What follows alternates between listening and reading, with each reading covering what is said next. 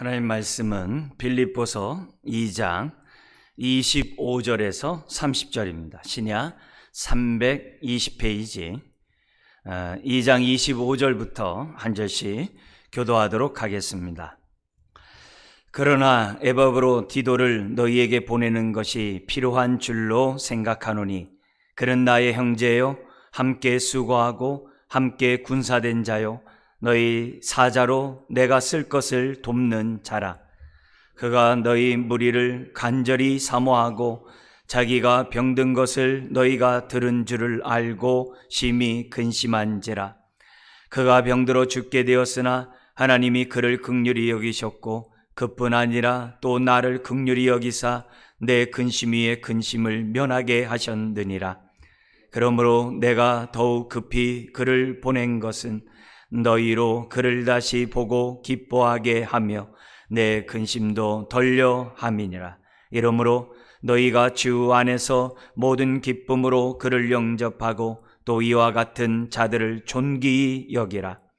그가 그리스도의 일을 위하여 죽기에 이르러도 자기 목숨을 돌보지 아니한 것은 나를 섬기는 너희 일에 부족함을 채우려 함이니라. 아멘. 코로나 얘기를 하지 않을 수가 없습니다. 코로나를 비롯한 많은 오한으로부터 우리 모든 성도님들의 자신과 또 가정, 일터를 지켜주시길 주의 이름 축원합니다.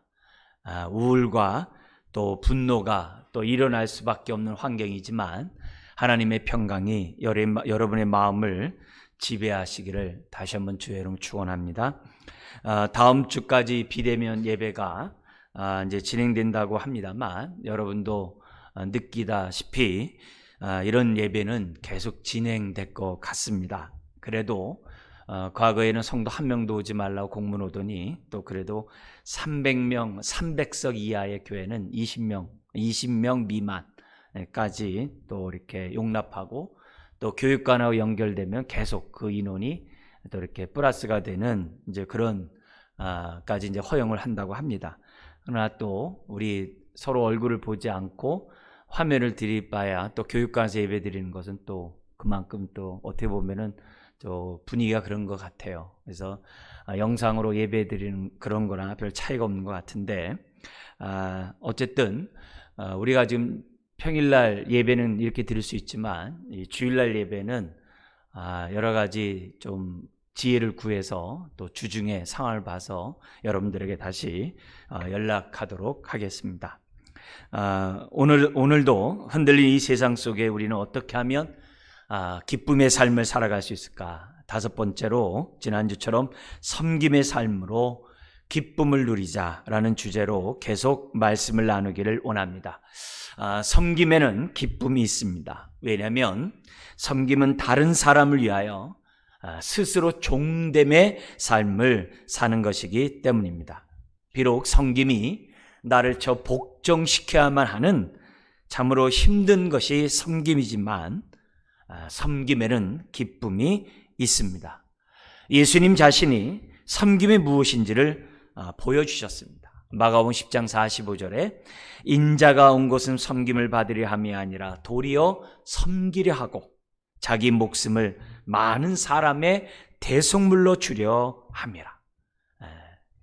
빌립보서 2장 5절에서부터 8절에서도 저 높고 높은 보좌에서 이 낮고 낮은 이 땅까지 오시고 또 죽기까지 낮아지신 그 복종하신 그 모습이 우리는 섬김이라는 것을 알게 되고 섬김은 주님처럼 자기 목숨까지 주는 그곳까지 나가는 것이 주님이 우리에게 보여준 섬김이라는 것을 우리는 생각하지 않을 수가 없습니다. 주님의 이런 낮아짐으로 이런 섬김으로 우리는 죄에서부터 자유함을 받았고 옛 자아로부터 자유함받았고 심지어는 하나님의 진노와 저주로부터 영원히 자유함을 얻게 되었습니다.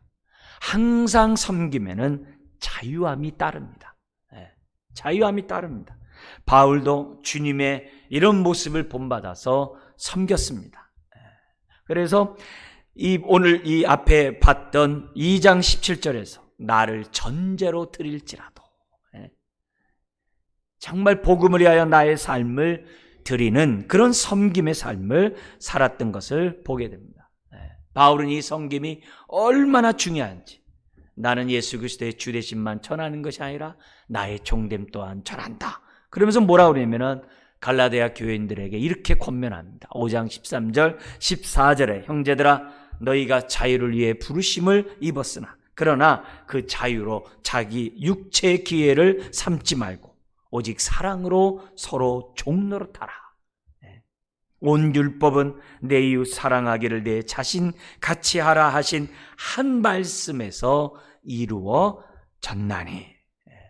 섬김은 이웃 사랑에 대한 결정판이라는 것을 바울은 우리에게 말씀하고 있습니다. 그렇기 때문에 이 섬김의 삶은 선택이 아니에요. 그리스도의 마음을 품은 저와 여러분들은 반드시 주님처럼 낮아지고 또 낮아지는, 그로 인하여 사람들을 세우고 또 세우고 또 세워나가는 저와 여러분들이 되어야 될 줄 믿습니다. 지난주에는 디모데를 통해서 섬김이 뭔지를 봤다면 오늘은 에바브로디도를 통해 섬김이 무엇인지를 우리가 살펴보기를 원합니다. 에바브로디도는 빌립보 교회가 감옥에 갇혀 있는 바울을 섬기도록 하기 위해서 보냄을 받은 영적 지도자 중에 한 사람입니다. 성교비만 전달하는 것이 아니라 옥바라지를 하라고, 바울의 동역자로 바울을 섬기라고 보냄을 받은 자가 바로 에바브로디도입니다. 그런데 바울을 섬기다가 로마에서 죽을 병에 걸립니다. 죽을 병에 걸려요. 이 소식이 바울과 에바브로디도 자신만 해도 병든 것이 힘든데 자신을 파송했던 빌립보 교회까지 전달되었다는 소식을 에바브로디도가 듣게 됩니다. 이것 때문에 에바브로디도가 심히 근심을 해요. 빌립보 교회도 역시 정말 근심합니다. 기껏 보냈더니 제 역할 하지 못하고 혹시 바울에게 짐만 되는 것이 아닌가. 교회도 마음이 아픈 거예요. 이런 모습을 보게 된 바울 역시 마음이 편치 않죠. 그 역시 근심 위에 근심을 가질 정도로 정말 너무나도 마음이 편치 않았던 것을 보게 됩니다. 그런데 감사하게도 하나님이 고쳐줘요. 고쳐줘요. 그러자 바울은 에바브로디도를 속히 빌립보 교회에 보내는 것이 정말 합력하여 선을 이루는 일이라고 생각해서 에바브로디도를 보내기로 결정을 합니다. 물론 에바브로디도조차도 고향으로 돌아가기를 원했던 그 모습이 있는 것을 보게 됩니다. 자, 바울의 입장에서 보면은 감옥에 있었을 때 손이 필요해요. 자신을 옥바라지 않은 이 에바브로디도와 같은 사람이 있으면 자기가 편하죠. 자기가 유익이 있죠. 그러나 바울은 자신의 유익보다도 교회의 유익과 덕을 먼저 생각하는 가운데 에바브로디도를 보냅니다.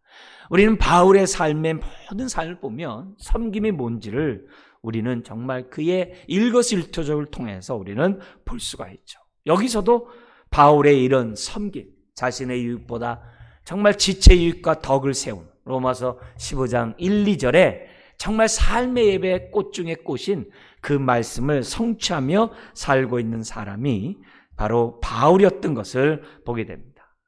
에바브로를 보내면서 빌립보서에서 에바브로디도가 어떤 사람인지를 추천하는 거예요. 소개를 해요. 근데 그 소개의 내용이 너무 아름다워요.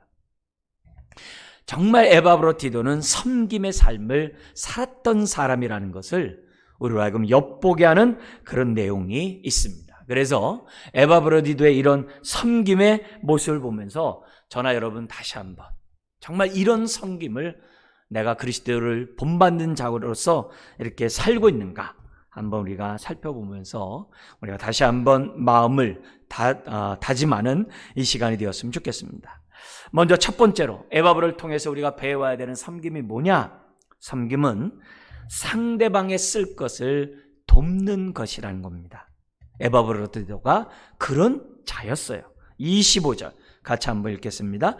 그러나 에바브로디도를 너희에게 보내는 것이 필요한 줄로 생각하노니 그는 나의 형제요 함께 수고하고 함께 군사된 자요 너희 사자로 내가 쓸 것을 돕는 자라.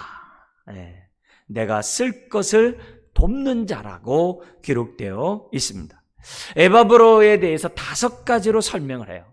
그런데 이 5가지가 서로 뗄래야 뗄 수 없는 관계예요. 서로 긴밀하게 연결돼서 결국 마지막에 쓸 것을 돕는 자로서의 삶을 정말 산다는 것은 이 앞에서 5가지 중에 이 첫 번째부터 다 연결된 그 결과 5번째 상대방이 쓸 것을 돕는 자, 섬김의 삶을 살 수 있었다는 것을 우리는 잊어서는 안 됩니다. 자, 그럼 5가지를 우리가 좀 살펴본다고 한다면 그는 나의 형제라는 거예요. 신앙 안에서, 믿음 안에서, 그리스도 안에서 나의 한 형제라는 거예요.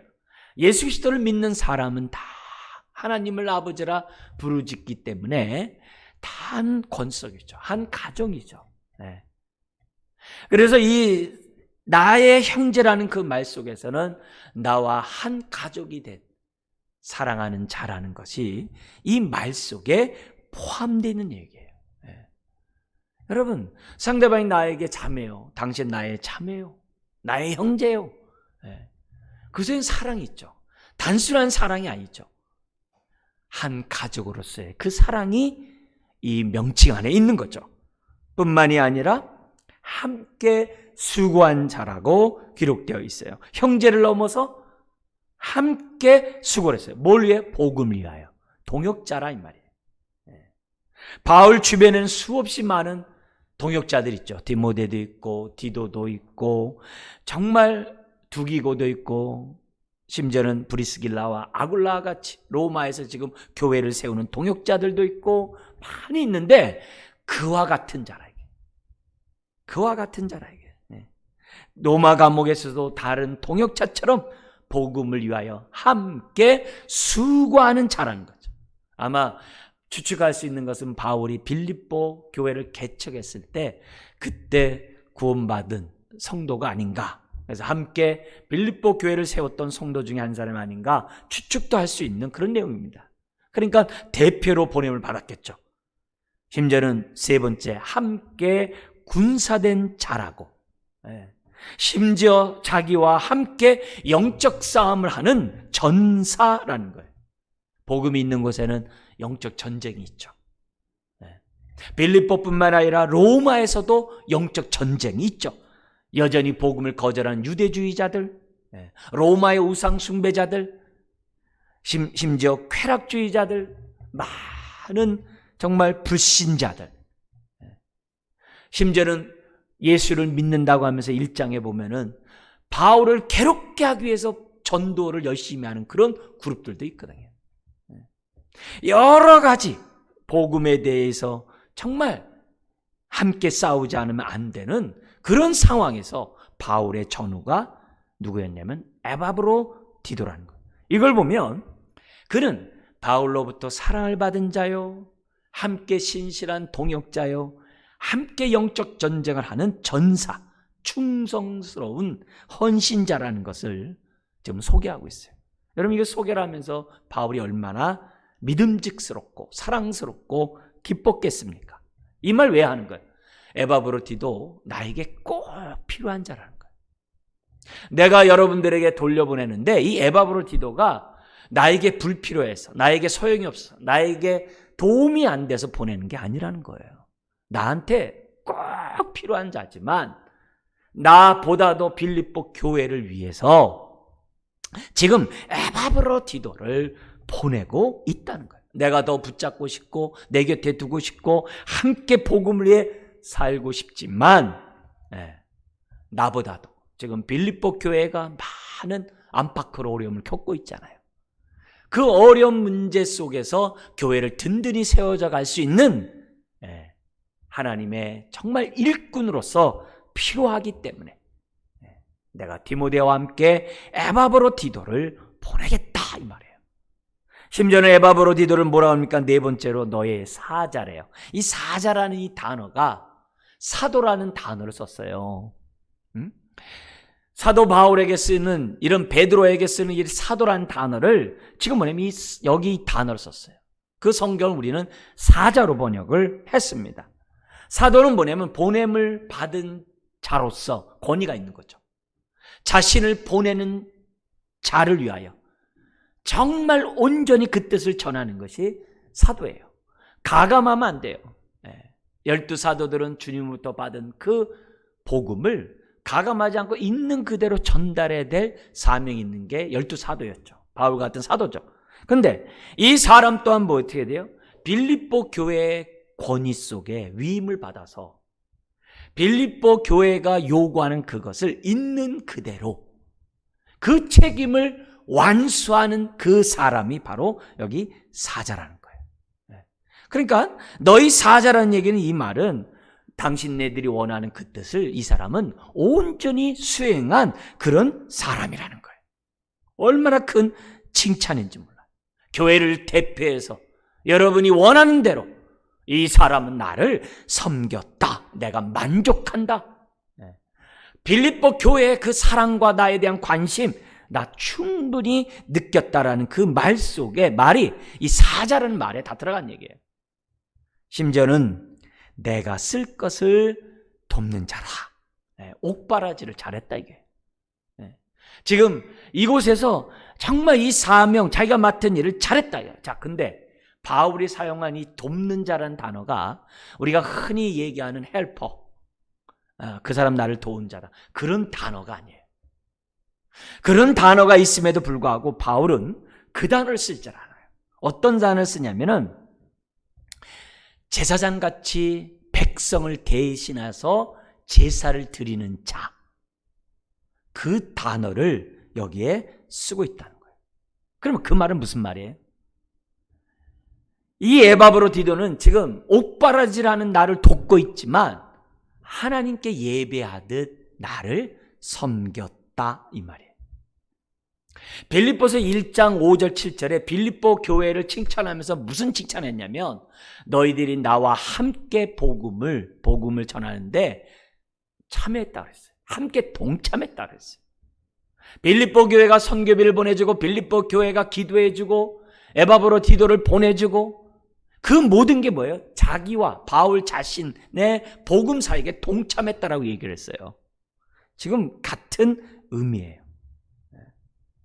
바울은 지금 옥바라지 하면서 바울을 돕고 있지만 복음을 위하여 바울이 정말 온전히 자기 일에 집중할 수 있도록 옆에서 뭐예요? 다 수발들었다. 근데 수발들었는데 어떻게 들었냐? 한 개인이 아니라 복음을 위하여, 한 개인이 아니라 죽게 대하듯 에바브로디도가 그렇게 섬겼다는. 그러니까 우리가 이 섬김이라는 이 말씀을 배우는 저와 여러분들에게 있어서 섬김이 뭔지를 이 단어에서 우리가 배워야만 하는 거예요. 바울은 이 얘기를 누누이 얘기했어요. 심지어는 2장 17절에 보면 내가 내 삶을 마지막 제사인 포도주를 듣듯이 내 생명 너희들에 드리는데, 이거는 주된 제물이 아니었어요. 주된 제물은 뭐라 했어요? 2장 17절에 보면 너의 믿음의 제물과 섬김 위에 내가 전제를 드린다 할지라도 기뻐한다 그랬어요. 지금 뭐냐면 빌립보 교회가 자신에게 하는 그 모든 것에 대해서 믿음의 제물이라고 그랬어요. 성전에 사용되는 단어를 썼단 말이에요. 그들이 구제비를 보내주고 이런 것들 제물이라. 그 얘기가 4장 18절에 나와요. 너희가 나에게 보낸 이 성겹이 향기로운 제물이요 하나님을 기쁘시게 한 것이라. 성겹이를 갖다 제물로 얘기를 해요. 그러니까 에바브로디들은 뭐 하는 거예요? 그 제물을 바치는 제사장으로서 교회를 대표해서 지금 뭐예요? 바울에게 드렸고, 교회를 대표해서 제사장이 하나님 앞에 예배를 드리듯 바울을 도왔다는 것을 우리에게 보여주는 거예요. 그러니까 섬김의 기본적인 그 의미, 첫 번째 우리가 배워야 될 것은 예수님이 소자에게 물 한 그릇 주는 것이 곧 내게 한 것이다 라는 그 말씀처럼, 바울이 무엇을 하든지 죽게 하듯 하라 라는 그 말씀처럼 중심을 보시는 하나님 앞에 저와 여러분들이 맡은 사명을 정말 충성하되 무엇을 하든지 죽게 하듯 하는, 교회 안에서뿐만 아니라 교회 바깥에서도 모든 것을 은밀하게 보시는 그 하나님 앞에 우리가 죽게 하듯 해야 한다는 사실을 우리에게 보여줍니다. 그래서 산상수훈에서도 우리가 기도할 때도 사람에게 보이려고 하지 말고 골방에서 해라. 구제할 때도 한 손이 하는 거 한 손이 모르게 하라. 왜? 은밀한 중에 보시는 하나님이 다 보고 있다. 이 말은 뭐예요? 죽게 하라 이게. 금식기도 나 금식기도 하네 그러지 말고 죽게 하듯 하라. 사람이 있건 없건, 사람이 많건 적건, 내가 맡은 일이 남들이 볼 때 소중하게 여기고 소중하지 않게 여기든, 주목하든 주목하지 않든, 작은 일이든 큰 일이든 우리는 주님 앞에서 죽게 하듯 해야 한다는 거예요. 왜요? 섬김은 사람을 기쁘게 하는 것이 아니라 주님을 기쁘게 하는 것이기 때문에 우리는 무엇을 하든지 간에 죽게 하듯 하는 에바브로디도의 이 모습을 본받아야만 한다는 거죠.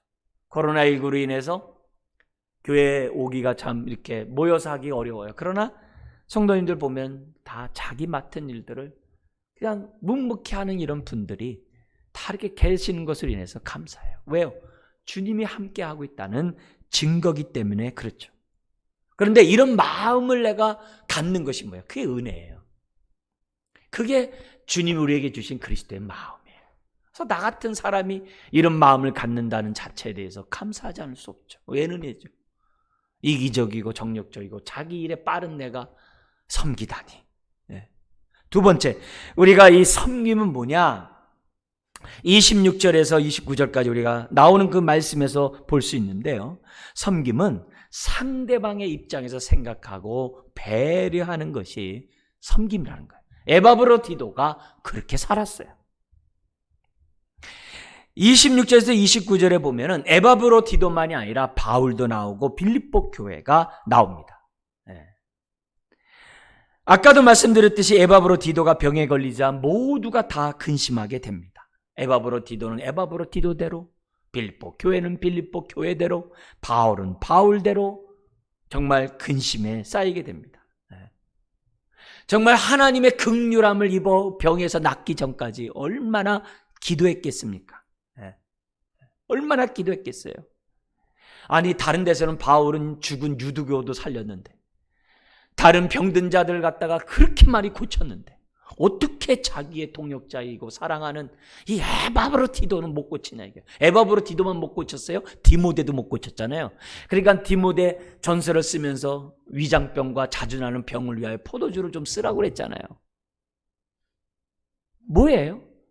여러분, 신유의 치유의 역사는 개인에게 있다는 게 아니에요. 그 능력이 하나님께 있다는 것을 우리에게 보여주는 거예요. 네. 우리의 삶이 항상 건강해야 되고 모든 것들이 내 뜻대로 돼야 되고 만사 형통돼야 돼.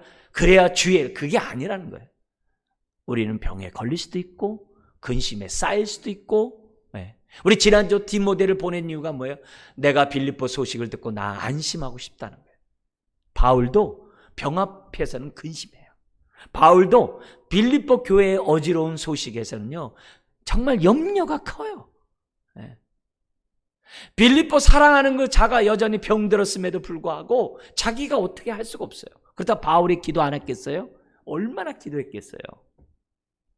그러나 현실은 병에 걸려있는 그 사랑하는 사람이 옆에 있다 이게. 그런데 감사하게도 하나님의 긍휼하심이 에바브로디도에게 나오는 거예요. 디모데에게는 안 나타나고 에바브로디도에게 나온 거예요. 그러니까 정말 이런 속에서 믿음의 삶을 살고 이런 환경 속에서 섬김의 삶을 살아가는 그것이 얼마나 능력이고 얼마나 정말 하나님의 은혜인지를 정말 우리는 깨닫지 않을 수가 없는 거죠. 감사하게도 치유함을 받자 에바브로디도와 같은 이 사람, 그리고 바울 곁에 있으면서 얼마나 많은 또 신앙훈련을 받았겠어요. 이 사람이 디모데와 함께 그리고 빌립보 교회를 재건하고 그 분열된 교회를 다시 화합하게 하고 비진리가 판을 치는 빌립보 교회를 온전케 하고 여러모로 정말 섬김의 삶이 무엇인지를 시청각적으로 보여줄 수 있는 사람, 이게 바로 에바브로디도였기 때문에 바울은 보내기로 작정했던 거죠. 그렇게 함으로 28절에 보면 빌립보 교회가 기쁨을 얻고, 또 26절에서는 에바브로 자신 같은 경우에 타향살이 오래 했으니까 다시 어떻게 돼요? 자기 고향에 가고 싶어하는 마음도 있겠죠. 그런 부분도 해결하고. 그러나 우리가 주목해야 될 것은 27절, 28절인 것처럼 그렇게 함으로 바울 자신도 근심 위에 근심을 면하고 싶었던 거예요. 이런 모든 걸 아는 바울의 마음이 편할 수가 없죠. 근데 이 근심은 그냥 근심이 아니에요. 슬픔을 동반한, 슬픔의 고통을 느끼는 근심이에요. 단어 자체가. 그러니까 얼마나 근심이 심했는지 몰라요. 에바브로디도가 죽음의 문턱까지 갔다 왔으니 얼마나 바울의 입장에서 큰 부담이었겠습니까? 감사하게도 하나님께서 정말 긍휼하심을 베풀어 주셔서 치유하셨다. 사랑하는 성도 여러분, 우리들의 삶 속에 정말 에바브로디도와 같은, 디모데와 같은 여러 가지 질병과 난제들이 여전히 우리 앞에, 우리 삶에 있을 수 있어요. 목사로서 바라기는 간절히 기도함으로 하나님의 긍휼함이 여러분에게 임하시기를 주의 이름으로 축원합니다. 왜요? 질병 가운데 고통당하는 그 모습을 정말 성도들은, 목회자들은 보기가 힘들거든요. 참으로 우리들의 모든 상황을 아시는 그런 주님께서 에바브로디도의 문제를 해결한 거죠. 에바브로 자신도 이 자기가 치유함받은 것이 얼마나 기뻤겠어요. 26절에 보면 그가 너희 무리를 간절히 사모하고, 교회를 사모한다는 거죠. 가고 싶은 마음이 있는 거죠. 그리고 거기 26절 하반절에 자기가 병든 것을 너희가 들은 줄 알고 심히 근심한지라. 여기 심히 근심했다는 단어가요, 예수님이 겟세마네 동산에서 땀이 핏방울같이 떨어지면서 기도했던 그 근심, 그 단어와 똑같은 단어를 썼어요. 그러니까 에바브로디도가 정말 그리스도의 마음을 품은 자죠. 정말 이런 마음을 갖기 때문에 이런 큰 근심을 지금 하고 있는 거예요. 내 소식이 교회에 알려졌다니. 정말 그 마음이 얼마나 힘들겠어요. 여러분들도 나 때문에 다른 사람의 피해를 주고 부담을 주고 심지어는 근심시키는 그런 일을 원하는 사람 아무도 없을 거예요. 아무도 없을 거예요. 더구나 에바브로디도처럼 교회를 대표해서 지금 파송을 받았는데 원치 않게 원하는 뜻대로 이루어지지 않았을 때 에바브로디도의 마음이 얼마나 힘들겠어요. 그러나 이 시간 우리가 섬김에 대해서 배워야 될 저와 여러분들에게 있어서 에바브로디도의 이 심히 근심하는 이 마음을 섬김의 삶을 살고자 하는 저와 여러분들은 반드시 가져야 될 마음이라는 거예요. 이런 마음. 그렇다고 남의 눈치를 보고 남을 의식하고 남에게 싫은 소리 듣고 싶지 않아서 우리가 남을 생각하는 게 아니라 섬김의 기본적인 요소는 상대방의 입장을 헤아려야 한다는 거예요. 상대방의 입장을 정말 배려할 수 있는 마음이 있어야 이런 모습이 섬김의 자세라는 거예요. 그걸 우리들이 배워야만 해요. 근데 이런 마음을 배운 사람은 상황을 뒤바꿔서도 얘기를 해요. 에바브로디도가 우리를 대신해서 바울을 섬기해서 로마에 갔어요. 근데 병에 걸렸어요. 섬김의 마음을 갖고 있는 사람은 어떻게 생각할 거예요? 저 사람 기껏 보냈더니 자기 관리 안 해가지고 병 걸려가지고 부담만 줬다. 그렇게 생각하겠어요? 아니죠. 섬김의 마음을 갖고 있는 성도라고 한다면 에바브로디도가 얼마나 힘들까? 정말 잘 섬기려고 했는데 정말 이게 병까지 걸렸으니 그가 정말 얼마나 마음 아플까? 빌립보 교회에 섬김의 마음을 갖고 있는 사람은 그렇게 생각하겠죠. 그런데 미성숙한 빌립보 교회 안에 미성숙한 성도들이 있었잖아요. 그러니까 서로 어떻게 돼요? 섬기지 않고 서로 다투고 있고 서로 자기가 최고라고 서로 한마음이 되지 않고 있고 지금 서로 경쟁하고 있는, 그래서 다툼과 허영이 있는 것이 빌립보 교회잖아요. 그러니까 그런 성도 가운데서는 틀림없이 섬김의 마음을 갖고 있지 않기 때문에 비판했겠죠. 비난했겠죠. 그런 모습을 갖는 것이 아니라 섬김을 갖고 있는, 정말 그런 마음을 갖고 있다고 한다면 에바브로 디도의 마음을 헤아리고 에바브로 디도를 속히 하나님 치유해 달라고 하나님 앞에 기도하지 않을 수가 없었다는 거죠. 얼마나 힘들었을까. 여러분, 빌립보서 2장 14절에 보면은 남을 섬길 때도 원망과 시비를 일으킬 수 있다라고 말씀을 드렸어요. 섬겼는데 원망과 시비를 갈 수 있어요. 여러 가지 이유가 있겠죠. 자기가 기대한 대로 안 해줬을 때, 자기 수준에 맞지 않는 그런 섬김을 해줬을 때, 여러 가지, 남과 비교해 볼 때 나는 왜 이렇게 차별이 있다라고 느껴졌을 때 사람들은 원망과 시비를 갈 수 있죠. 내가 대접했다고 해서 상대방이 다 좋아하는 게 아니라는 거예요. 내가 섬기는 그 속에서도 상대방이 마음에 안 들고 원망할 수 있는 여지들이 많이 있다는 거예요. 왜 저 사람한테는 5달란트 줘요? 왜 나한테는 1달란트 주고? 얼마든지 그럴 수 있다는 거예요. 섬김 속에서도. 그렇기 때문에 우리가 정말 섬김의 삶을 살고자 하는 저와 여러분들에게 있어서는 바로 이렇게 상대방의 마음을 헤아릴 줄 아는, 배려하는 그런 마음을 근본적으로 갖고 있어야만 한다는 거죠. 그래서 상대방이 나 섬기다가 죽을 뻔했어요, 나 정말 힘들었어요, 이렇게 말하기 전에 힘들었겠다 이렇게 얘기해 줄 수 있는 그런 마음이 바로 섬김이라는 거죠. 에바브로 디도의 마음에서 우리는 그걸 보는 거예요. 자기가 병든 것을 너희가 들은 줄을 알고 심히 근심한지라. 근심한지라.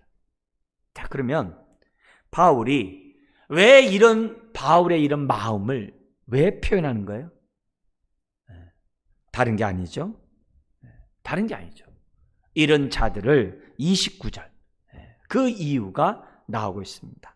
소극적인 의미에서는 에바브로 디도에 대해서 비판하거나 에바브로 디도가 충성스럽게 자기 역할을 하지 못했거나 그렇게 비판하는 것을 막게 하는 것도 있지만 적극적인 의미가 29절에 있어요. 바울이 이런 에바브로 디도의 마음을 상세하게 설명한 데는 이유가 있다는 거죠. 29절 같이 한번 읽겠습니다. 이러므로 너희가 주 안에서 모든 기쁨으로 그를 영접하고 또 이와 같은 자들을 존귀히 여기라. 다른 것이 아닙니다. 에바브로 디도를 주 안에서 모든 기쁨으로 영접하래. 모든 기쁨이란 얘기는 진심으로, 정말 마음을 다해서 그를 갖다가 환대하라. 정말 수고했다. 죽을 고생을 넘기고 또 이렇게 무사히 오게 되니 참 감사하다. 모든 기쁨으로 영접하래. 그것뿐만이 아니라 이와 같은 자를 귀중하게 여길 것을 바울은 정말 권면하고 있습니다. 그러니까 이런 메시지 속에서 주는 얘기는 분명해요. 조금이라도 에바브로 디도가 나에게 필요가 없고 나에게 짐이 되고 나 없어도 된다, 이런 얘기가 아니에요. 소용이 없어서 보내는 게 아니라는 거예요. 이런 자가 교회에 필요하기 때문에 내가 에바브로 디도를 다시 고향으로 보낸다라고 하는 그런 메시지가 포함되어 있다는 거죠. 오해하지 말라는 거예요. 왜? 미성숙한 사람들이 빌립보 교회 안에, 또 모든 교회 안에 있기 때문입니다. 그래서 교회는 섬기는 자들이 존귀함을 받는 분위기를 형성해야 돼. 섬기는 자들이 정말 존중함을 받는 그런 교회가 될 때 그 교회가 섬김의 교회예요. 작은 일에도 소중히 여기는 그런 교회, 작은 일이라도 그 일을 행하는 사람을 존중하게 여기는 교회의 풍토, 그 분위기, 이런 것보다 위로가 되고 격려가 되는 힘이 없습니다. 여러분, 상대방을 존귀 여기는 이런 섬김들이 많을 때 그 축복은 자기에게 옵니다. 이런 마음을 갖고 있는 것은 겸손한 마음이기 때문에 은혜가 쌓이게 돼 있어요. 채워지게 돼 있어요. 그런 의미에서 오늘 이런 에바브로디도 정말 내가 병든 것을 들은 것에 대해서 심히 알고 심히 근심하는 이런 마음. 사람의 싫은 소리 듣고 싶어서 그런 게 아니라 그랬어요. 눈치 봐서 그런 게 아니라 그랬어요. 정말 이렇게 교회의 그러한 마음들을 헤아릴 줄 아는, 나 죽을 고생했다고 이렇게 하는 게 아니라 정말 이 모든 것이 상대방 입장에서 생각하고 배려하는, 그리고 이것을 존귀 여기는 이런 모습, 그것이 바로 교회의 풍토고, 심지어 존귀 여기는 그것도 섬김이에요. 남의 사역을, 남의 수고를 있는 그대로 알아주는 것도 역시 섬김이에요. 같은 마음이에요. 같은 마음이에요. 세 번째로 우리가 살펴봐야 될 섬김은 30절에 있습니다. 30절 같이 한번 읽겠습니다. 그가 그리스도의 일을 위하여 죽기에 이르러도 자기 목숨을 돌보지 아니한 것은 나를 섬기는 너희 일의 부족함을 채우려 함이니라. 섬김이 뭡니까? 그리스도의 일을 위하여 목숨까지 아끼지 않는 것. 그리스도의 낮아지심에서 더 죽기까지 낮아지심. 바울이 자기를 전제로 드리는 바로 그 목숨까지 드리는 그 섬김. 그러니까 결국 우리가 가야 될 그 섬김은 주님처럼 우리의 삶을 주 앞에 드리는 것이 진정한 섬김이라는 것을 우리에게 가르쳐주고 있습니다. 그리스도께서 십자가에서 자기 목숨을 줌으로 나를 자유케 했던 그 섬김, 바로 그 주님의 그 마음을 가지고 저나 여러분들이 섬겨야 한다는 거죠.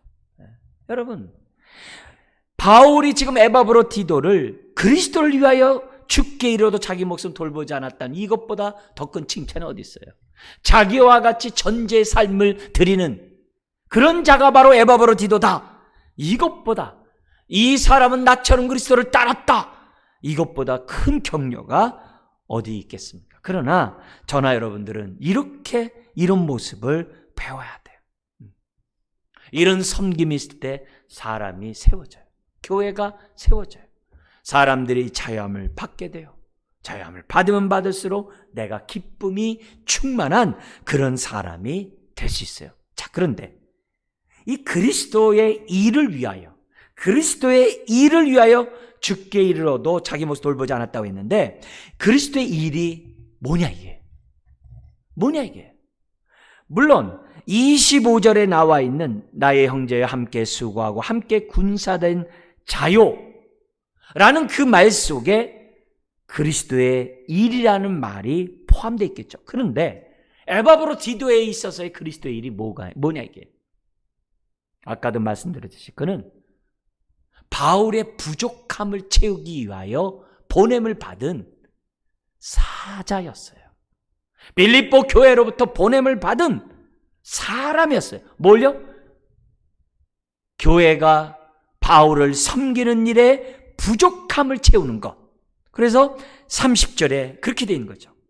나를 섬기는 너의 일에 부족함을 채우려 함이니. 이거는 빌립보 교회가 보낸 선교비가 부족하다든지 에바브로디도가 제대로 안 섬겼다든지 그 얘기하는 게 아니에요. 그 말 아니에요. 그가 하는 일은 교회를 대신해서 나를 섬기는 그 일에 정말 이 사람이 최선을 다했다라고 하는 그런 메시지. 여러분, 에바브로디도가 바울 곁에서 한 것이 옥수발이었어요.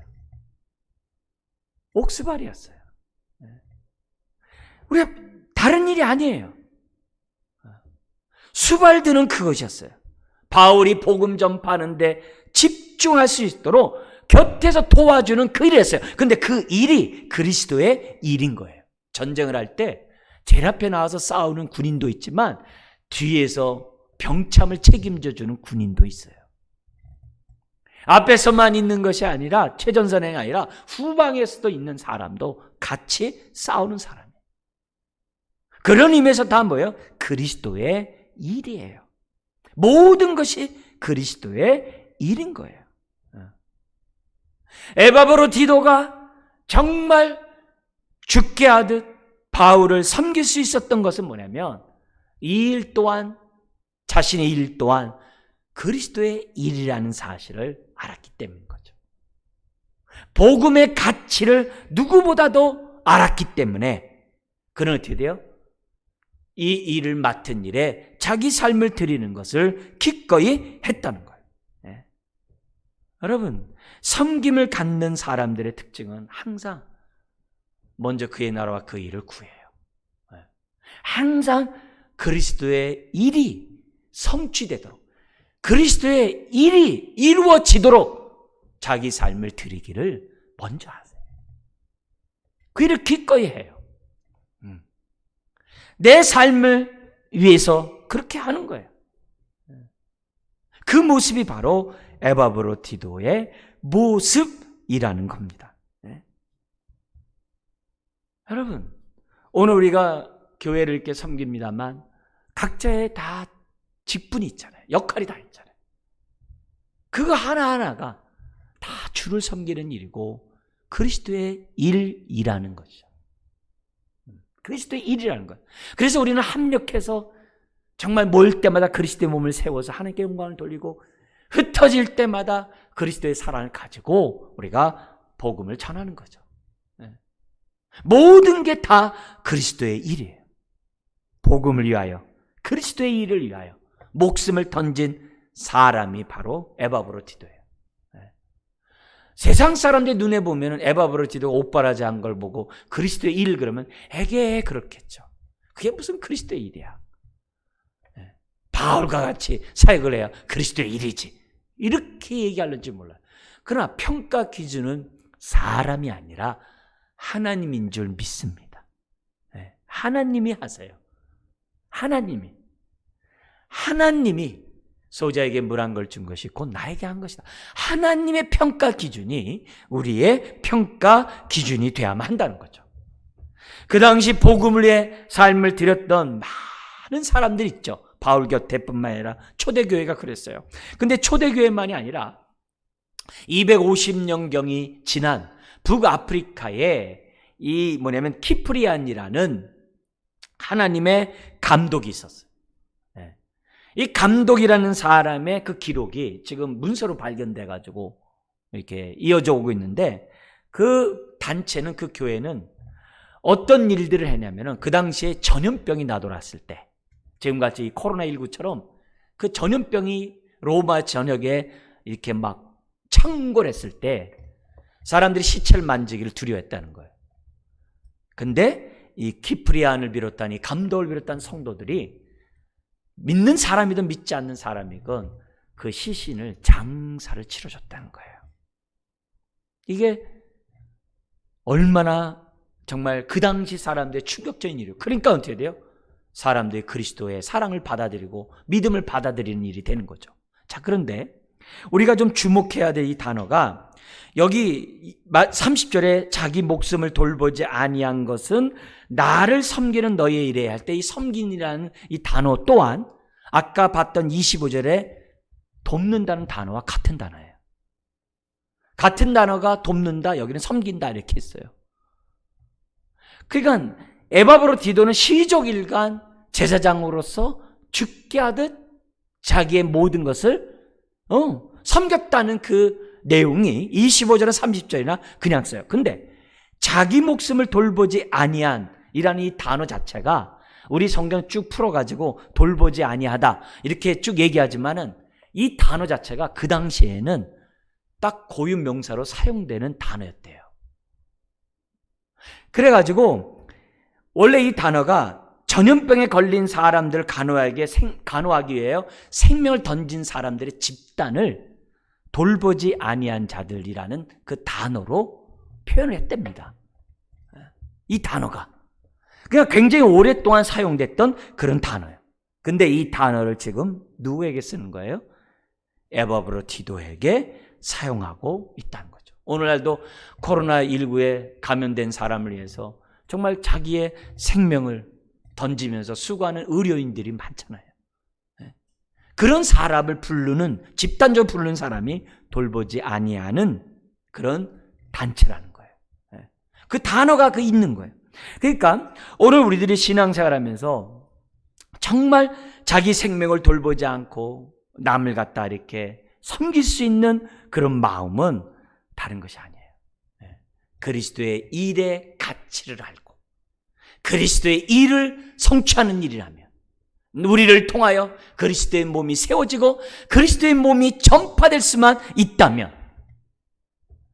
먼저 그의 나라와 그 일을 구하는 그런 마음의 자세, 그게 바로 에바브로디도가 우리에게 보여주는 섬김이요, 그것이 그리스도의 섬김이고 바울의 섬김이고 우리가 본받아야 될 섬김이라는 사실을 세 번째로 우리들에게 가르쳐주고 있습니다. 말씀을 우리가 좀 정리해 보겠습니다. 여러분, 바울의 편지 하나하나에게는 성령의 감동으로 쓰여진 거죠. 성령의 감동으로 쓰여졌기 때문에 그냥 쓰여진 말이 아니라는 거죠. 빌립보 교회의 교훈과 연관되어 있고 빌립보서의 내용과 연관이 되어 있겠죠. 이미 우리는 앞에서 빌립보 교회가 어떤 교회인지 누차 우리는 배웠습니다. 빌립보 교회가 어떤 교회예요? 자신의 유익을 먼저 구하고 다른 사람의 입장을 배려하는 것이 부족한 교회가 빌립보 교회였죠. 나서기를 좋아하고 그래서 다툼과 허영 속에 정말 있는 교회가 빌립보 교회고, 에바브로디도처럼 뒤에서 돕는 일을 하찮게 여기고 무시하는 그런 교회였죠. 유오디아 순두개처럼 경쟁하기를 좋아하고 섬기는 사람들을 갖다가 존귀 여기지 못하는 그런 분위기의 교회였죠. 무엇을 하든지 죽게 해야 되는데 사람에게 보이기 위하여 정말 일을 하려고 하는 그런 분위기죠. 이런 분위기 속에 에바브로디도와 같은 사람은 그렇지 않다는 거죠. 이런 에바브로디도가 빌립보 교회를 가서 잘 섬겨주면 나뉘었던 그 분열된 교회가 하나 되고, 섬김의 도를 배우지 못했던 사람들이 시청각적으로 섬김의 도를 배우게 되고, 그러면 빌립보 교회는 정말 건강한 교회, 든든히 그리스도의 몸을 세워가고 전파하는 그런 교회가 될 수 있다는 거죠. 한 걸음 더 나가서 3장에 보면은 율법주의자와 자기 배만을 위하는 신을 섬기는 쾌락주의자들이 또한 빌립보 교회 안에 있는 그런 상황에서 정말 복음으로 정말 잘 정립되어 있는 그런 사람, 함께 정말 동역자여 함께 군사된 복음을 위해 싸웠던 이런 에바브로디도가 교회에 갈 수 있다고 한다면 자기의 바울의 일신의 유익보다도 훨씬 더 그리스도의 일에 유익이 된다라고 바울은 생각해서 지금 디모데를 보내겠다라고 편지를 쓰는 겁니다. 사랑하는 성도 여러분, 섬김에는 반드시 기쁨이 있습니다. 다른 사람을 자유하게 하고 복음 안에서 다른 사람을 세워주고 정말 종됨으로 섬겨주는 그것은 이런 의미에서 성경은 진정한 자유라고 우리에게 말씀하고 있습니다. 진정한 자유의 삶 속에 어찌 하나님의 기쁨이 없겠습니까? 코로나19로 인해서 우울하고 때로는 이렇게 정말 분노하기 쉬운 이런 분위기 속에서 정말 섬김의 도를 배워서 하늘의 기쁨으로 충만하시기를 주의 이름으로 축원합니다. 기도하겠습니다. 하나님 아버지, 오늘도 우리들에게 에바브로디도를 통하여 섬김이 무엇인지 보게 하시니 감사합니다. 주여, 저 높고 높은 보좌에서 이 낮고 낮은 이 땅까지 낮아지시고 죽기까지 낮아지신 그 주님의 모습, 아버지 안에 우리 또한 본받기를 원하고 따라가기를 원합니다. 에바브로 디도같이 옥바라지 않은 지극히 작은 일도 죽게 하듯 참으로 제사장이 하나님을 섬기듯 하는 이런 모습들 우리들이 배우기를 원합니다. 은혜를 더하여 주옵소서. 오늘 예배하는 주의 자녀들의 하나님의 임재가 넘쳐나게 하시고 그리스도의 마음으로 충만해지는 모든 심령들 되게 하여 주옵소서. 믿사오며 예수님의 이름으로 기도드리옵나이다. 아멘.